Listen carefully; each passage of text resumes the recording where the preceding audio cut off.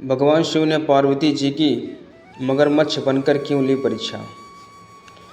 हिंदू धर्म में सोमवार के दिन का बेहद महत्व माना जाता है। सोमवार का दिन भगवान भोलेनाथ को समर्पित होता है। जो भी व्यक्ति सोमवार के दिन विधि विधान से शिव जी का पूजन और आराधना करता है, उसके जीवन के समस्त कष्ट दूर हो जाते हैं। इसके साथ ही जीवन में सुख एवं समृद्धि का वास हो जाता है। भगवान भोलेनाथ को वह जल्दी प्रसन्न होने वाला देवता भी माना जाता है। भोलेनाथ का विवाह पार्वती जी के साथ हुआ था। इसके लिए पार्वती जी ने सैकड़ों वर्षों तक कठिन तप किया था। तप के बाद एक वक्त ऐसा भी आया था जब पार्वती जी को भगवान शिव की परीक्षा का सामना करना पड़ा था।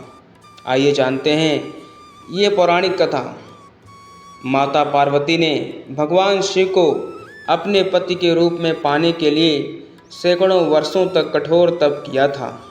उनकी तपस्या को देखकर देवताओं ने शिव जी से देवी पार्वती की मनोकामना पूरी करने की प्रार्थना की थी।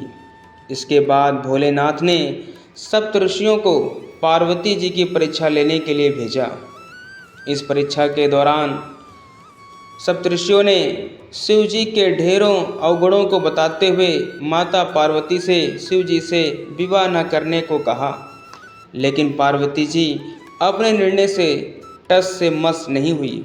इस पर खुद भोलेनाथ ने माता पार्वती की परीक्षा लेने का निर्णय लिया।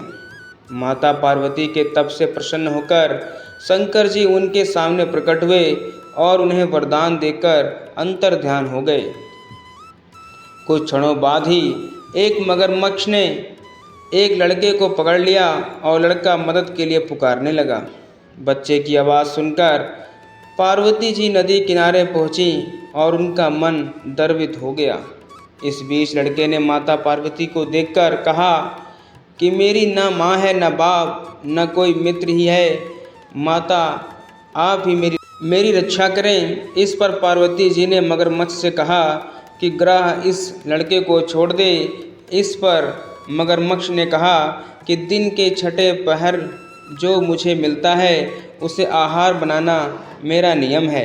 पार्वती जी के विनती करने पर मगरमच्छ ने लड़के को छोड़ने के बदले में पार्वती जी के तप से प्राप्त वरदान का पूर्ण फल मांग लिया। इस पर पार्वती जी तैयार हो गई। मगरमच्छ ने बालक को छोड़ दिया और तेजस्वी बन गया।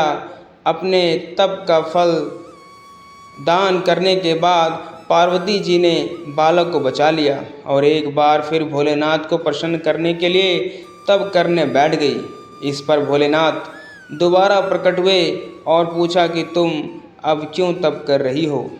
मैंने तुम्हें पहले ही मन मांगा दान दे दिया है। इस पर पार्वती जी ने अपने तप का फल दान करने की बात कही।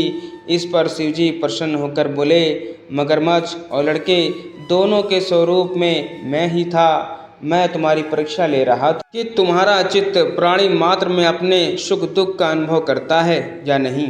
तुम्हारी परीक्षा लेने के लिए ही मैंने ये लीला रचाई थी। अनेकों रूपों में दिखने वाला मैं ही एक सत्य हूँ। अनेक शरीरों में नजर आने वाला मैं निर्विकार हूँ। इस तरह पार्वती जी शिव जी की परीक्षा में उत्तीर्ण हुई और उनकी अर्धांगिनी बनी। धन्यवाद। मिलते हैं अगली कहानी में। तब तक